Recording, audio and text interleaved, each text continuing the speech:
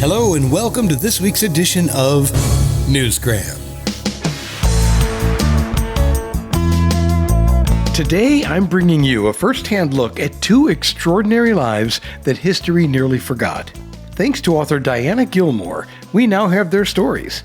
Stories that include dinners with royalty, friendships with world leaders, and innovations that changed how we navigate the sea and the sky.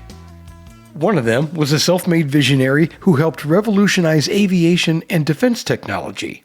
The other, a high society debutante from the Gilded Age with secrets of her own. Winston Churchill once stayed at their house, but until recently, even Diana didn't know the full extent of her grandparents' remarkable lives. It's a great study in the lives of two people during that time period, and how one of them is very rich and one of them is not very rich, and how they got together and how their life went. As Diana puts it, her book, 1946, A True Story of Wealth, Extraordinary Success, and Great Tragedy, is a fascinating study in contrast. One wealthy, one not, joined by fate and ambition. As I began writing this edition of Newsgram, it occurred to me that together we have explored a lot of books and some pretty unforgettable personal journeys. Many of them came from diaries and memoirs, personal treasures uncovered long after their authors were gone. We have also discovered some truly fascinating people, like Martin Kaiser, who uncovered corruption at the FBI. Thanks to Barbara Burcham, we were able to experience Searching for the Truth, a fiction-based-on-fact account of the Vietnam conflict, inspired by her relentless pursuit of justice for her husband. Fascinating people sharing their personal journeys. I encourage you to look through the Newsgram archives at webtalkradio.com. There are over 186 different episodes to choose from. But every now and then, a story comes along that reads less like a memoir and more like an untold chapter in world history, and that is where we are today. Author Diana Gillmor recently decided to take a little closer look at her own family history, and that gives us the chance to visit 1946 and the story of Reg and Edwina. Reg was a young boy from America, not wealthy by any means, but he was one of the youngest graduates of the Naval Academy. And he meets Edwina, a wealthy socialite from Mrs. Astor's Gilded Age circle, and together they build a life that intersects with royalty, espionage, and some of the most significant innovations of the 20th century. Let's begin with her grandmother. Well, I knew my grandmother was one of Mrs. Astor's 400, so that wasn't really a surprise. But really surprised me was how famous my grandfather was. He was the president of Sperry Gyroscope for 40 years, and he was the third employee, and when he went to work for them, there were only 3 people in this little shop at the foot of the Brooklyn Bridge. And in the course of studying both of them, I realized that they lived in London, and because my grandfather was selling equipment that the British Air Force and the Navy needed, they became really, really good friends with some very high up people in the British government, which was quite startling that they knew all these people like Winston Churchill and the Mountbattens, and they went to a lot of social occasions with them. That was really surprising. I just want to clarify something. Carolyn Schermerhorn Astor's list of 400 included the creme de la creme of New York society. Why 400? Well, there were many reasons, but for one, that was the capacity of her grand ballroom on Fifth Avenue. Now, while we're here, and due in part to the popularity of HBO's The Gilded Age, let's dive a little deeper into New York's high society. Yes, people seem to be very interested in that now. Apparently, how my grandparents got involved was they had a lot of money, and they had a lot of the proper behavior. Mrs. Astor thought that you could not be part of her social circle if you had ever done anything to embarrass your family. And so they adhered to those rules.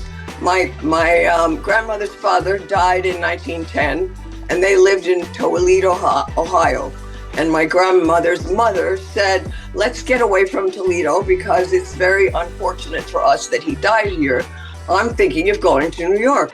And some friends of hers had written and said, there's a new hotel opening where you can rent a suite, and they can supply flowers, and they can supply a chef and waiters and house cleaning and all that. And you can have like a New York pied-à-terre, but you don't have anything but the expense of it. And that happened to be the Plaza Hotel, which opened in 1910, and they were one of the first people to take up an apartment.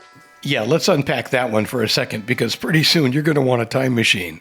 The current cost of a 2-bedroom apartment at the Plaza, about 2,000 square feet, will run you roughly $6 million. You can probably score a studio for just under $1 million, but the Plaza is some prime real estate. Being one of the first to move into the Plaza definitely would have been a sweet investment. And I remember spending a lot of time, because I'm from New York, in the Palm Court, which is one of my favorite places in the Plaza. That is just one of the many visual memories that you can find in her book, but we're just getting started here.